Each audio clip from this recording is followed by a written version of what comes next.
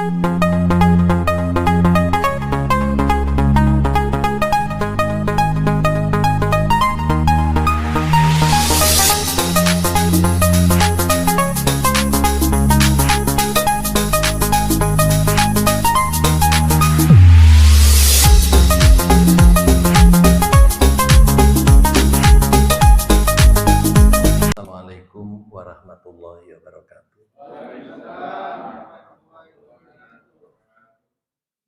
Alhamdulillah alladzi ja'alal ilma taharatan linnufus wa hadiyan ilal haq wa nuran lil basair wa tariqan ilal jannah. Asyhadu an la ilaha illallah wahdahu la syarikalah wa asyhadu anna Muhammadan abduhu wa rasuluh la nabiyya ba'da. Allahumma salli wa sallim wa barik ala hadzal nabiyil karim nabiyina Muhammadin wa ala alihi wa sahbihi ajmain. Bapak Ibu jamaah sekalian rahimakumullah. Alhamdulillah dengan limpahan rahmat, taufik serta hidayah Allah, pagi ini kita dapat istiqomah dalam melaksanakan rangkaian ibadah kepada Allah. Dengan rahmat Allah pula, pagi ini kita berada di tempat yang mulia dan terhormat bersama hamba-hamba Allah yang mulia dan terhormat pula. Mudah-mudahan kelak di akhirat kita mendapat tempat yang mulia dan terhormat di sisi Allah Subhanahu wa taala. Amin. Mari kita awali kajian pagi ini dengan membaca basmalah. Bismillahirrahmanirrahim. Bapak Ibu yang dirahmati Allah, kita masih menyelesaikan membina nafsu mutmainnah yang kelima, yaitu bahwa jiwa itu tenang dengan ikhlasul arifin. Ikhlasul arifin itu setiap ibadah tujuannya hanya mencari mardhatillah, mencari ridhonya Allah. Itu dijamin akan tenang. Karena apa? Yang diharap itu pasti. Yang diharap itu sudah menjanjikan. Nah, karena itu menjaga ikhlasul arifin ini menjadi kewajiban agar amal ibadah kita ini mendapat ridho dan itu puncak ikhlas.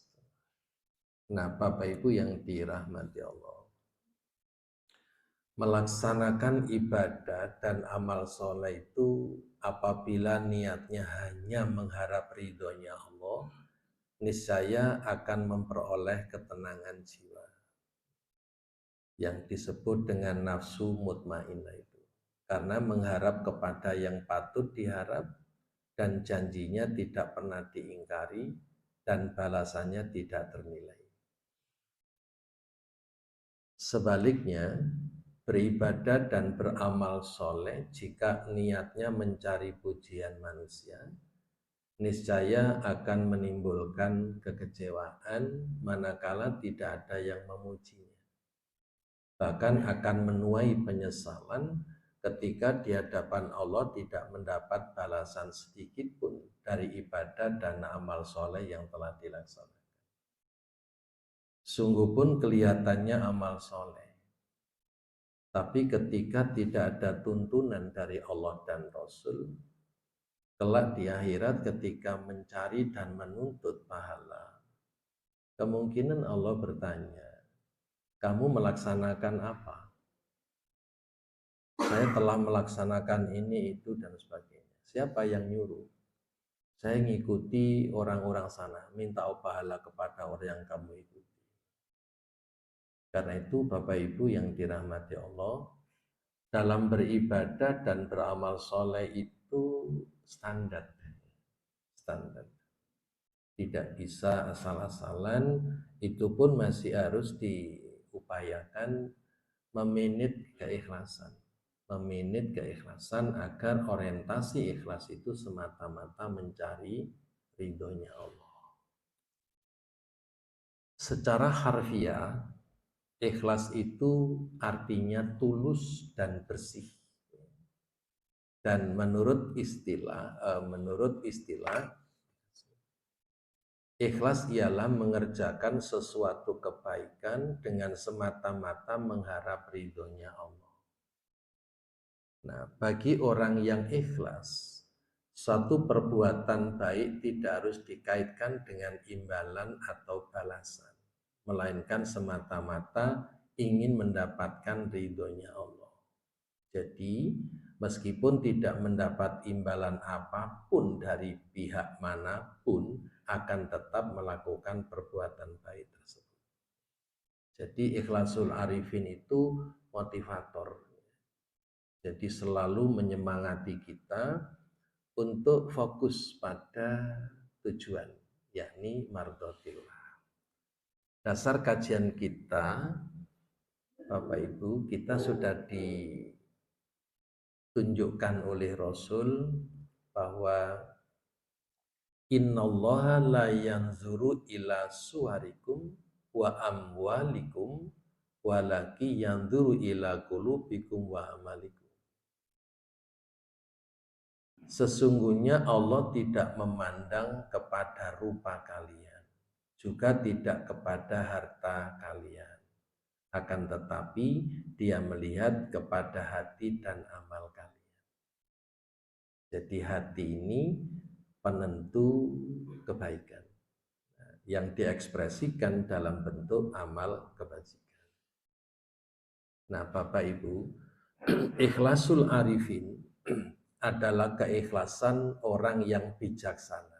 Arif itu bijaksana dalam melaksanakan ibadah, yakni mencari ridhonya Allah. Nah, ini dasar Al-Qur'annya. Wa minan nasi mayyashri nafsahu btigha amardotillah wallahu raufum bil ibad.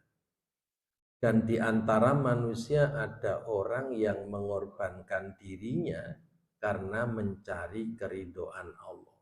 Dan Allah Maha Penyantun kepada hamba-hambanya. Al-Baqarah 207 ini merupakan puncak dari doa yang ada di dalam ayat-ayat sebelumnya. Jadi ada yang hanya minta kebahagiaan dunia. Yang kedua minta kebahagiaan dunia dan akhirat. Yang Bapak Ibu sering sebut dengan doa sapu jagat itu. Kemudian puncaknya di sini. Jadi hanya mencari ridhonya Allah. Di dalam surat Saba ayat 46. Katakanlah sesungguhnya aku hendak memperingatkan kepadamu satu hal saja, yaitu supaya kamu menghadap Allah dengan ikhlas, berdua-dua atau sendiri-sendiri. Kemudian kamu fikirkan tentang Muhammad, tidak ada penyakit gila sedikit pun pada kawanmu itu. Dia tidak lain hanyalah pemberi peringatan bagi kamu sebelum menghadap azab yang keras. Nah, Bapak Ibu, kaitannya dengan mardotillah adalah di awal ayat ini bahwa menghadap Allah itu harus dengan ikhlas, sepenuh hati. Dengan ikhlas kepada Allah, tidak mempersekutukan sesuatu dengan Dia. Barang siapa mempersekutukan sesuatu dengan Allah, maka adalah ia seolah-olah jatuh dari langit lalu disambar oleh burung atau diterbangkan angin ke tempat yang jauh. Jadi iktikad yang menyimpang dari akidah Islam, apa itu bentuknya mempersekutukan Allah atau bentuknya menyimpang dari ajaran Allah, gambaran yang diberikan Allah itu seolah-olah ia jatuh dari langit lalu disambar oleh burung atau diterbangkan angin ke tempat yang jauh. Jadi apa artinya? Tidak punya orientasi yang jelas. Padahal dalam persoalan ibadah, ya khususnya ikhlasul arifin itu fokus, orientasi yang jelas. Dan aku telah mau diperintahkan, hadapkanlah kamu kepada agama dengan tulus dan ikhlas, dan janganlah kamu termasuk orang-orang yang musyrik. Nah, Bapak Ibu yang dirahmati Allah, rentetan ayat-ayat ini membimbing kita bahwa agar ibadah itu tidak sia-sia, maka semata-mata mencari ridhonya Allah. Nah, sekarang seperti apa esensi ikhlas itu? Ibnul Qayyim dalam kitabnya Madarijus Shalihin bab 2 halaman 29 menegaskan begini. Ikhlas itu adalah engkau tidak mencari saksi atas ibadahmu selain Allah. Artinya ibadah itu enggak perlu disaksi-saksikan siapapun, karena Allah sudah maha menyaksikan. Dan juga engkau tidak mencari orang yang membalas amal ibadahmu selain Dia, karena tidak ada yang bisa membalasi kecuali Allah. Dan Allah di dalam membalasi hambanya yang ikhlas mencari ridhonya itu tidak pakai tabel. Umumnya pahala-pahala itu kan bertabel. Ya, seperti nanam satu butir tumbuh 700. Satu kebaikan dilipat gandakan menjadi 10. Sholat sendiri nilainya 1, kalau berjamaah nilainya 27. Ini tabel-tabel pahala. Tapi untuk orang yang tingkatan ikhlasnya itu ikhlasul arifin, itu sudah nggak pakai tabel. Sama dengan puasa itu untukku dan aku sendiri yang mengatur pahalanya untuk hamba. Karena itu pahala orang yang berpuasa itu tidak pakai tabel sebagaimana tabel pahala pada umumnya. Dan apalagi ibadah Ramadan dengan segala rangkaiannya fokus mencari ridhonya Allah. Nah, Bapak Ibu yang dirahmati Allah, ikhlas adalah melupakan pujian dari manusia dan hanya terus mencari ridho dari Sang Pencipta. Barang siapa menghiasi dirinya di hadapan manusia dengan sesuatu yang tidak dimilikinya, maka ia telah jauh dari rahmat Allah. Jadi, berhias diri, berpenampilan mengagumkan, kalau hanya untuk mendapat pujian dari sesama manusia, maka telah jauh dari rahmat Allah. Ya. Misalnya Bapak Ibu, orang gegap gempita mencari popularitas. Orang menjual harga diri untuk mencari popularitas. Orang menjual iman untuk popularitas. Orang menjual ayat untuk popularitas. Nah, maka sesungguhnya dia jauh dari rahmatnya Allah. Ya, lepas dari tidak tahu apa di balik Samsudin, ngikuti nggak Samsudin? Ngikuti ya, oh berarti update ini, jamaah cerdas itu update. Jadi lepas dari meningkatkan ratingnya, ya, biar semakin populer, buat video seperti itu. Kita nggak tahu motivasinya apa. Dan banyak pihak yang menilai itu adalah ya pelecehan agama, penistaan agama. Karena ya sekilas katanya boleh ya, tukar menukar pasangan hidup. Ini kan jungkir balik, otaknya didengkul itu ya. Nah, kita menjadi tidak paham dengan perilaku-perilaku orang yang hanya menuntut popularitas, maka semakin jauh dari Allah. Itu baru di dunia, Pak. Nanti di akhirat seperti apa, Allah alam bisawab. Nah, tanda pertama dari sebuah ikhlas adalah keberadaanmu ketika di hadapan banyak orang maupun saat sendiri tidak ada bedanya. Menarik apa yang dikemukakan oleh Imam Ghazali, bahwa tanda pertama dari sebuah keikhlasan adalah keberadaanmu ketika di hadapan orang banyak maupun saat sendiri tidak ada beda. Maka ketika ada perbedaan antara sendirian dengan orang banyak, itu sudah masuk wilayah kemunafikan. Jadi ketika banyak orang berpura-pura baik, padahal ketika sendirian itu jelek sekali. Apalagi sudah terkenal tidak baik terus membaik-baikkan diri, ini malah celaka.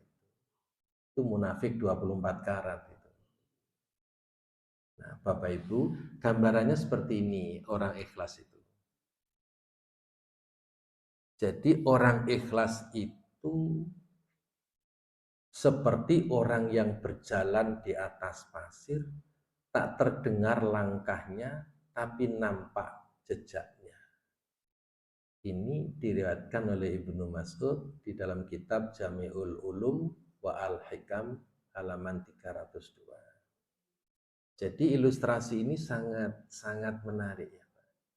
Jadi orang ikhlas itu tidak bersuara. Tidak bersuara, bukan nyaris tak terdengar seperti penter itu, bukan. Nyaris tak terdengar kan tetap terdengar Pak. Nah ini enggak bersuara. Dia berjalan di atas pasir, tak terdengar langkahnya, tapi nampak jejaknya. Ya, yang era sekarang ini jejak digital itu ya. Nah Bapak Ibu, amal ibadah itu akan membawa nafsu mutmainnah ketika ikhlas. Jadi amal ibadah itu kalau ikhlas pasti dia tenang. Karena apa? Karena yang diharap itu jelas. Seperti dalam pengantar kajian tadi. Puas sesuai dengan fitrah. Tenang karena yang diharap itu jelas. Yang memberi pahala juga jelas. Pahala berlipat, keikhlasan tidak terusik, motivasinya adalah istiqomah. Semua rangkaian yang ditimbulkan oleh ikhlas ini membawa jiwa menjadi tenang. Sebaliknya, ketika amal ibadah itu riya, pamer, pasti gelisah. Ketika yang dipameri tidak merespon. Kemudian kecewa. Kemudian paling fatal hampa pahala. Di akhirat menyesal dan rawan sekali mengungkit kebaikan. Rawan sekali mengungkit kebaikan. Kemudian rawan mengusik keikhlasan. Dan motivasinya temporer, bukan istiqomah. Nah, karena itu Bapak Ibu, perbedaannya sangat menyolok. Maka setiap orang yang amal ibadahnya ikhlas, itu jelas dijamin tenang. Nah, jiwa yang tenang itu namanya nafsu mutmainnah. Maka meskipun kelihatannya ibadah, namun ketika tidak ikhlas, maka tidak melahirkan ketenangan jiwa. Mesti gelisah, kecewa, hampa pahala, dan seterusnya. Nah, Bapak Ibu, di kalangan ulama tasawuf membagi ikhlas itu menjadi 3 tingkatan. Pertama, ikhlasul abdi. Yang kedua, ikhlasul muhibbin. Dan yang ketiga, ikhlasul arifin. Kapan keikhlasan disebut berada pada level ikhlasul abdi? Ketika orang beramal, itu niatnya mencari balasan. Statusnya seperti pembantu rumah tangga, mengabdi kepada majikan agar akhir bulan dapat gaji. Syukur-syukur dapat bonus menjelang hari raya. Nah, ikhlasul abdi ini menurut kritik ulama tasawuf adalah derajat keikhlasan yang paling rendah. Karena kalau dibalik fatal. Kalau Allah nggak memberikan janji pahala, maka manusia malas beribadah. Nggak ada seorang pembantu mengabdi kepada majikan, padahal majikannya nggak ngasih apa-apa, nggak mungkin. Jadi ketika setiap amal ibadah itu motivasinya mencari pahala, sesungguhnya sudah ikhlas, tapi levelnya paling rendah. Masih ada lagi derajat kedua, yaitu ikhlasul muhibbin. Ikhlasnya orang yang dimotivasi rasa cinta. Namun lemahnya orang yang berbuat baik demi cinta itu kecewa ketika cintanya tidak berbalas. Tapi sudah bagus dibanding ikhlasul abdi. Karena apa? Ikhlasul muhibbin ini mendorong seseorang yang berkorban demi yang dicintai itu tidak hitungan.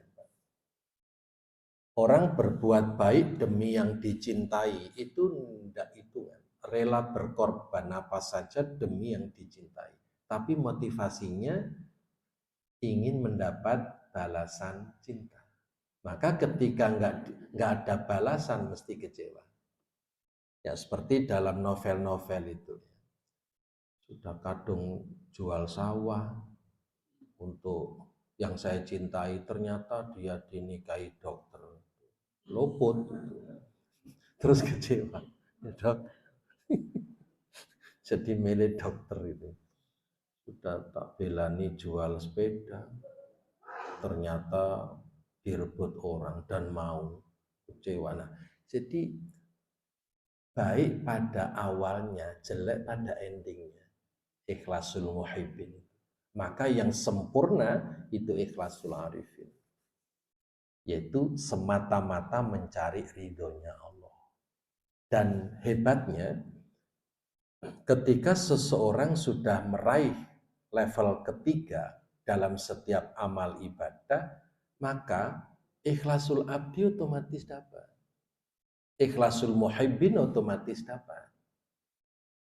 Artinya orang itu kalau beribadah mencari ridhonya Allah, otomatis pahala itu berlipat karena Allah ridho.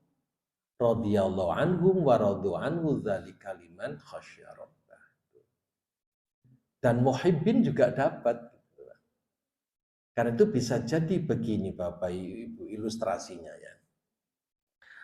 Ketika Bapak Ibu pesan almari kepada tukang, Pak buatkan almari seperti gambar ini, bahannya kayu jati tua, warna peliturnya nanti tua agak gelap. Bapak berapa minta biayanya? Oh 15 juta. Ya silakan. Bisa selesai berapa bulan? 2 pekan selesai. Begitu jadi, Bapak Ibu kecewa. Karena apa? Walaupun sesuai dengan gambar, tapi ternyata kayu jatinya muda. Sehingga ketika dibeli itu warnanya nggak sesuai dengan harapan. Tapi karena Bapak Ibu terikat transaksi harus membayar 15 juta, maka harus dibayar, tapi kecewa. Itulah ikhlasul abdi. Jadi sudah terikat transaksi, maka Allah pasti memberikan pahala. Tapi nggak dapat ridho. Beda ceritanya ketika Bapak Ibu pesan lemari dan sesuai dengan target, bahkan lebih bagus dari yang Bapak pesan, maka Bapak dengan ringan sekali membayar 15 juta, ditambah bonus karena Bapak Ibu puas. Dan bilang sama tukang lemari, sampai jadi langganan tetapku ya. Terus tak viralkan ke grup-grupku, biar jadi langganan semua. Itu ridho. Nah, karena itu Amal ibadah itu harus mencapai target tertinggi yaitu mardhatillah. Namun kita perlu membiasakan. Waktu kecil kita ini selalu dimotivasi oleh guru kita, kiai kita, ustadz kita, orang tua kita. Ayo ngamalkan ini pahalanya besar. Tidak apa-apa. Pahala itu jadikan motivasi untuk mencapai tujuan antara. Nah, tujuan akhirnya adalah mardhatillah. Kata almarhum Profesor Nur Khalis Majid, pahala yang dijanjikan Allah itu adalah motivasi untuk mencapai tujuan antara. Nah, setelah mencapai tujuan antara, jangan diam di situ. Masih ada target akhir yang harus dicapai, yaitu mardhatillah, ridhonya Allah. Maka pada usia-usia ya anak-anak ya itu tidak apa-apa kita motivasi. Lama-lama kita tumbuhkan mahabbah, rasa cinta kepada Allah, dan puncaknya adalah ikhlasul arifin. Di usia-usia kita ini targetnya ikhlasul arifin, Pak. Nah, sekarang apa yang merusak amal ibadah? Ini ada tiga tingkatan pula perusak ibadah. Pertama riya, kedua sum'ah, yang ketiga ujub. Saya kira ilustrasi gambar ini cukup memberi penjelasan kepada kita. Bapak Ibu yang dirahmati Allah, orang riya dalam beramal itu selalu menunggu orang lihat dia beramal. Atau sengaja dipamer-pamerkan amalannya untuk mendapat pujian. Maka bahayanya riya ini mengapa masuk kategori syirik khafi? Karena riya itu mencari pujian, sedangkan pujian itu hak mutlaknya Allah. Maka orang yang sudah mengucapkan kalimat alhamdulillahirabbil alamin, segala puji hanya untuk Allah, segala puji hanya miliknya Allah, maka ketika orang mengharap pujian sama dengan merebut haknya Allah, maka disitulah posisi riya itu adalah syirik khafi. Jadi ketika sudah menyatakan segala puji milik Allah, tidak milik siapapun, maka ketika ibadah itu riya, amal itu riya, sama dengan merebut haknya Allah. Bahkan lebih fatal lagi, kata Said Hawa, memposisikan dirinya setara dengan Tuhan. Karena itu hangus amalan seseorang kalau dimotori oleh riya, pamer. Nah, sekarang ini banyak orang yang tidak terasa, cenderung selfie itu kan ya. Selfie apa selfie ya itu ya. Saking mantepnya selfie itu ya. Semua difoto, di selfie, semua diupload, luar biasa. Sampai sholat tahajud pun sujud sambil membawa, luar biasa. Nah, yang dituju apa, yang dicari itu lo apa gitu loh. Ya Allah. Padahal ajaran ikhlas ini sudah disampaikan oleh para rasul. Tapi tetap saja manusia masih senang riya. Ada lagi perusak amal ibadah yang semi lembut. Kalau riya itu kasar karena melibatkan orang ya, untuk langsung nonton. Tapi sum'ah ini ketika berbuat baik nggak ada orang lihat. Tapi kemudian dicerita-ceritakan, diperdengar-perdengarkan. Agar apa? Orang yang mendengar kemudian menyampaikan pujian. Ini juga sama, cuman lembut dibanding riya. Ada yang super lembut sampai seperti semut hitam di atas batu hitam di kegelapan malam, yaitu ujub. Ujub. Yang paling ditakuti oleh Rasulullah SAW adalah munculnya sikap ujub ketika sholat malam. Orang sholat malam nggak mungkin pamer. Kecil kemungkinannya pamer. Karena apa? Di saat banyak orang sedang tidur. Dia aman dari riya. Juga nggak mungkin pagi harinya cerita-cerita. Aku sih ngantuk mah bengi sholat malam itu sampai 11 rakaat. Nggak mungkin, untuk apa cerita-cerita kayak gitu. Tapi ketika sholat malam, kemudian ada bisikan lembut bahwa kamu yang paling taat, kamu yang paling hebat, kamu yang berhak masuk surga sendiri. Kemudian mekro, tahu mekro? Merasa diri bangga, itulah ujub. Lembut sekali. Maka waspadai Bapak Ibu, perusak amal ibadah ini menjadikan semua ibadah kita sia-sia. Padahal yang jadi bekal untuk hidup di akhirat itu bagaimana agar seluruh amal ibadah kita sebagai aktualisasi iman kepada Allah dan iman kepada hari akhir itu utuh sampai ke akhirat. Maka jangan dirusak, jangan dikotori dengan riya, sum'ah, dan ujub. Bapak Ibu, sesungguhnya biaya hidup itu murah. Yang mahal itu biaya pamer.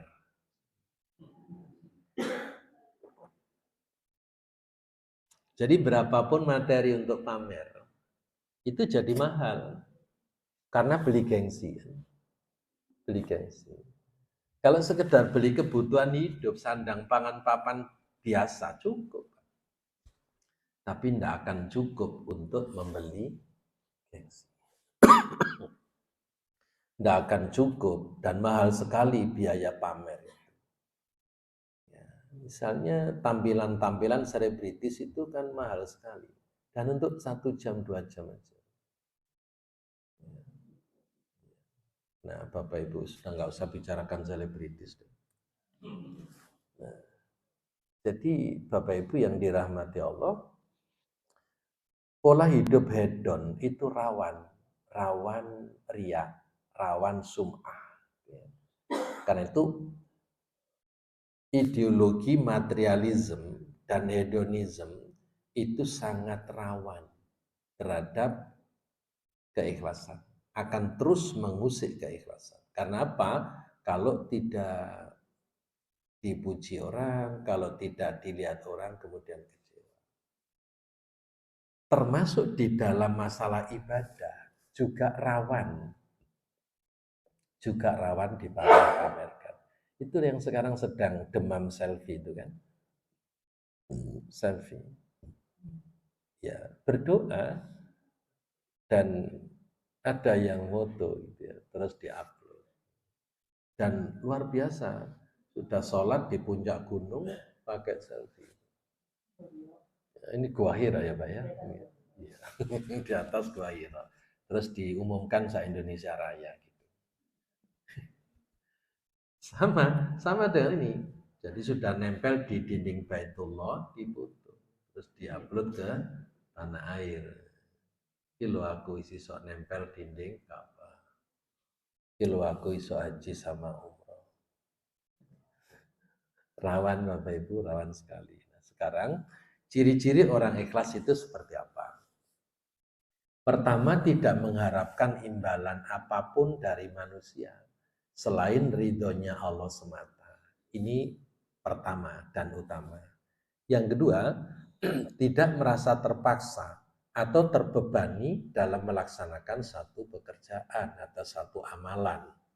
Yang ketiga, tidak ada dasar perintah, tidak atas dasar perintah atau tugas dan kewajiban dari pihak lain. Jadi nggak ada tekanan, nggak ada intimidasi. Itu ciri ikhlas. Karena itu kalau ada intimidasi sudah nggak ikhlas itu. Apalagi ada bansos, malah nggak ikhlas itu. Nggak ikhlas, Pak. Ya. Milihnya milih nggak ikhlas.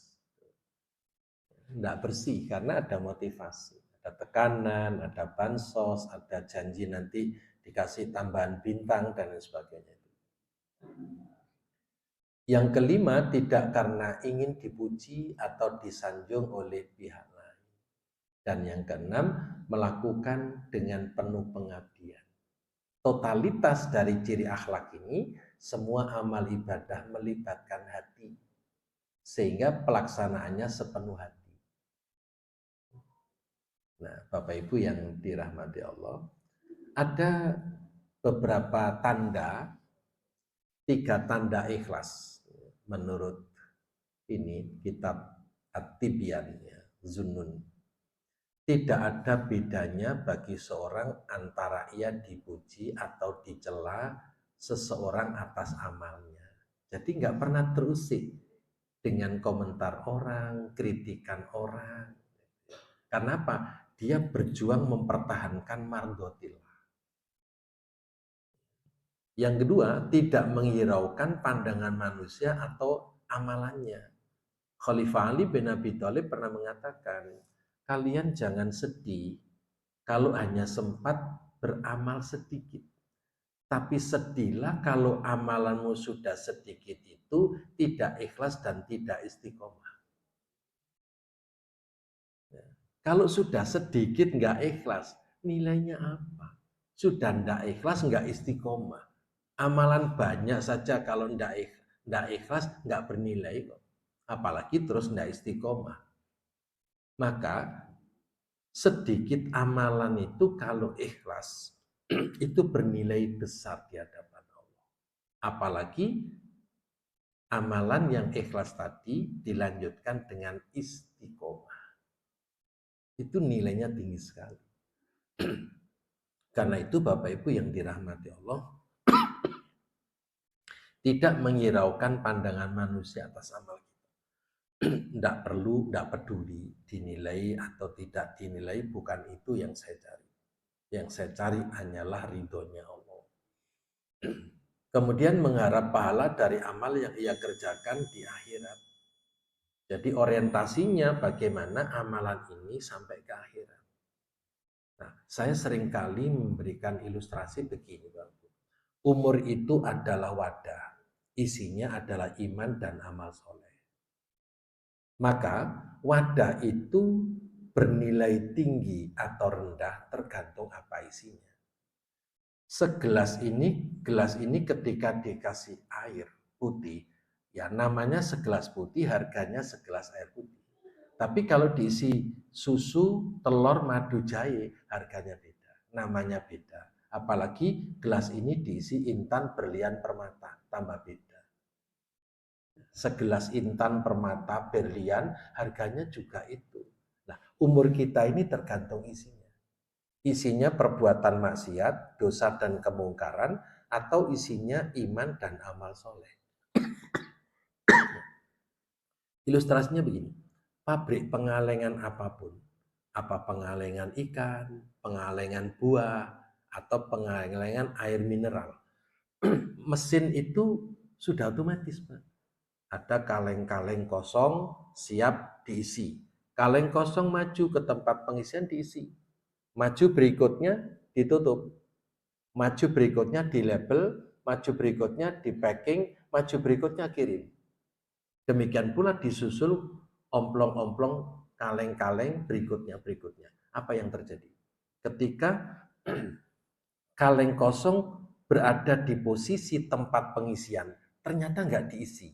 Maju lagi ditutup. Berarti apa? Ngisi kaleng kosong. Lantas di label, lantas di packing, lantas dikirim. Berarti apa? Ngirim omplung kosong. Nah, kalau umur tanpa amal soleh sama dengan umur ini dikirim ke akhirat seperti ngirim omplung kosong. Ketika di akhirat nyari, mana amalku? Ya tidak ada. Karena apa? Yang dikirim umur kosong tanpa isi. Tanpa isi. Fatal lagi ketika kaleng ini maju ke tempat pengisian, begitu diisi tumpah, berarti saomplongnya dan saisinya tidak terkirim kan? Fatal. Nanti di akhirat pelongo-pelongo kayak gudelang ngop itu. Nah, Bapak Ibu yang dirahmati Allah, kemudian makna terdalam dari ikhlas itu adalah al-istifa. Al-istifa itu pilihan. Artinya, orang yang bersikap ikhlas termasuk orang-orang pilihan yang kedudukannya dinaikkan oleh Allah Subhanahu wa taala karena keimanannya tidak membuat mereka berpaling dari Allah.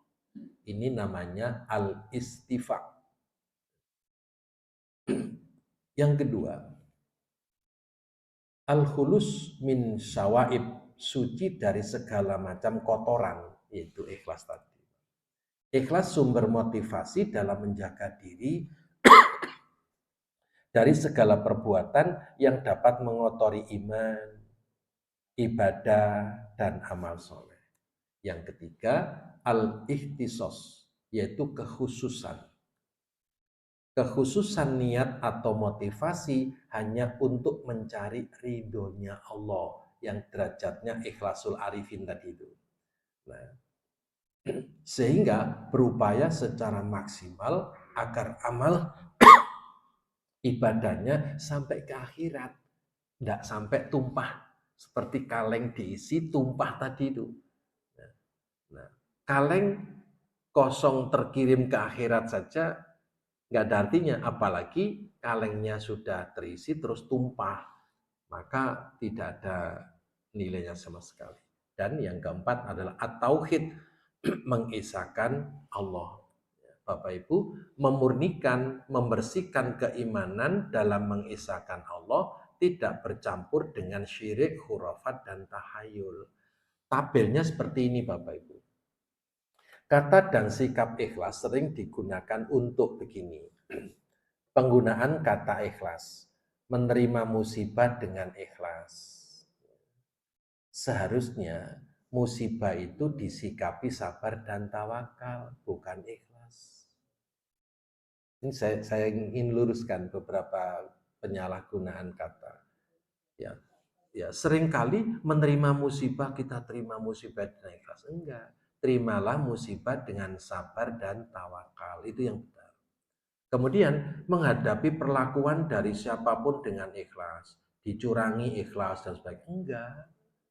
Ya, enggak, sabar dan berdoa. Mudah-mudahan yang curang itu segera dikasih balasan oleh Allah. Kemudian menerima kegagalan dengan ikhlas, tidak. Menerima kegagalan itu sabar dan muhasabah. Ya. Menerima nafkah berapapun dengan ikhlas, enggak. Menerima nafkah itu dengan syukur dan qanaah, bukan ikhlas. Kemudian menerima takdir dengan ikhlas, bukan. Menerima takdir itu sabar dan tawakal. Nah, seringkali bias di dalam penggunaan istilah ikhlas itu. Nah, Bapak Ibu yang dirahmati Allah, ini masih banyak materinya, saya cukupkan sampai di sini aja. Mudah-mudahan doa kami untuk Bapak Ibu diparingi sehat walafiat. Ya, mudah-mudahan nanti bisa menunaikan ibadah Ramadan dengan baik dan sempurna dan meraih apa saja kebaikan yang terkandung dalam bulan suci Ramadan. Kurang dan lebihnya mohon maaf. Mari kita, ada yang mau tanyakan? Oh, monggo dokter. Waalaikumsalam.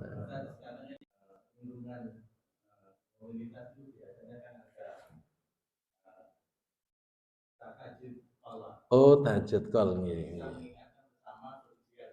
Iya, iya. Iya. Iya, iya. Iya.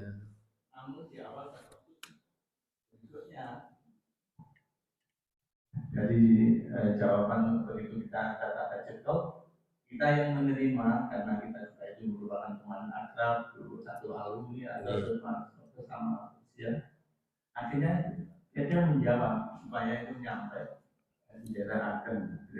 Daerah Agen. Jadi semata-mata kita sama-sama bangun melaksanakan. Ini termasuk kira-kira itu termasuk yang memegang besar tadi. Apa kira-kira kalau di awal niatnya baik, lalu dibalas dengan sama-sama menjawabnya itu baik, apa itu termasuk yang dia Iya. Assalamualaikum Waalaikumsalam warahmatullahi wabarakatuh. Kembali kepada hati yang bersangkutan, dokter. Jadi Kalau kesepakatannya itu tujuannya bagus, biar kita ini istiqomah sholat malam, maka saling amar ma'ruf nahi mungkar wa tawassaw bil haq wa tawassaw bis sabr. Namun yang perlu diwaspadai, tidak semua orang punya orientasi seperti itu. Karena ya proses pembiasaan itu tidak muncul tiba-tiba, tapi melalui proses yang paling sangat panjang sejak dini. Karena itu Profesor Ahmad Amin mengatakan, akhlak itu al-adatul irodah. Akhlak itu kehendak yang dibiasakan. Pembiasaannya sejak dini. Maka kalau sholat tahajud itu dibiasakan sejak muda, sejak remaja. Maka meskipun tua, tidak perlu grup itu sudah otomatis. Nah, karena kita ini tiba-tiba ingin meningkatkan amal secara revolusioner, maka muncullah gagasan untuk membuat grup. Maka tidak ada salahnya membuat grup itu. Yang penting kita mengendalikan diri, jangan sampai riya, itu saja. Jadi baik yang ngekol dulu maupun yang membalasi semata-mata mencari ridhonya Allah. Bukan karena saya membalasi biar tahu kalau saya juga bangun. Nah, itu sudah meleset Pak itu. Ya. Terus nah serba sulit. Kontak kol tahajud kok nggak bales. Aku lek bales, engkau malah riak. Jadi nggak bales ya riak, bales pun juga si malakama jadinya kan gitu. Nah, karena itu kembali kepada manajemen ya ikhlas saja, Pak. Ya, kearifan kita di dalam mengelola keikhlasan itu. Yang penting ini kan bicara tentang hati kan, bukan lisan kan ya, hati masalahnya. Ikhlas itu arkanul qalbi. Ikhlas itu pekerjaan hati di mana yang tahu ya hanya orang yang punya hati sama Allah. Walaupun istri, walaupun suami, kita nggak tahu hati kedua belah pihak. Apalagi orang lain. Karena itu ikhlas itu arkanul kolbi. Rukun yang dikerjakan oleh hati, di mana yang tahu hanya yang bersangkutan sama Allah. Selain itu nggak ada yang tahu. Itu dokter. Terima kasih. Bapak Ibu, kita tutup dengan doa kafaratul majlis. Subhanakallahumma bihamdika asyhadu an la ilaha illa anta astaghfiruka wa atubu ilaik. Assalamualaikum warahmatullahi wabarakatuh.